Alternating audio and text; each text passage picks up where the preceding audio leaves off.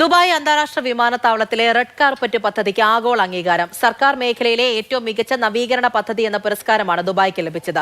പാസ്പോർട്ടോ മറ്റ് രേഖകളോ കാണിക്കാതെ യാത്രക്കാർക്ക് വേഗത്തിൽ എമിഗ്രേഷൻ നടപടികൾ പൂർത്തിയാക്കാൻ സാധിക്കുന്നതാണ് പദ്ധതി.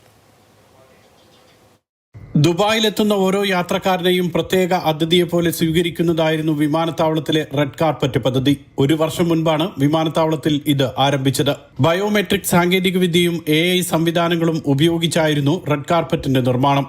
റെഡ് കാർപ്പറ്റിലൂടെ കടന്നുപോകുന്ന യാത്രക്കാരുടെ എമിഗ്രേഷൻ നടപടികൾ ബയോമെട്രിക് വിവരങ്ങളിലൂടെ സെക്കൻഡുകൾക്കുള്ളിൽ പൂർത്തിയാക്കാൻ കഴിഞ്ഞു.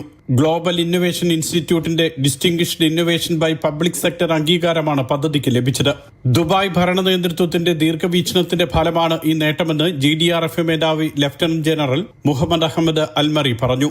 ലോകത്തിലെ ഏറ്റവും മികച്ച സ്മാർട്ട് സർക്കാർ സേവന കേന്ദ്രങ്ങളിൽ ഒന്നാക്കി ദുബായിയെ മാറ്റുന്നതിൽ ഇത്തരം ആശയങ്ങൾ നിർണായക പങ്ക് വഹിക്കുമെന്ന് GDRF ഉന്നത ഉദ്യോഗസ്ഥർ അഭിപ്രായപ്പെട്ടു. Mathrubhumi news, Dubai.